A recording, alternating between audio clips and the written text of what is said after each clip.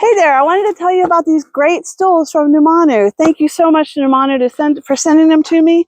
I'm super excited about them because I can't tell you how many times I've had to turn over a bucket to sit on it to do a project in the garage. So I'm excited to have these stools.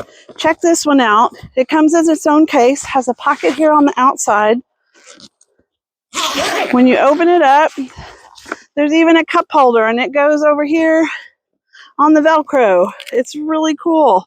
So it can both snap in and Velcro in. Oh, it's going to go that way is what's going to happen. You just take this out of here, and there's 2 holes on either side, and you're going to twist and then lock it into place. See how it locks into place here?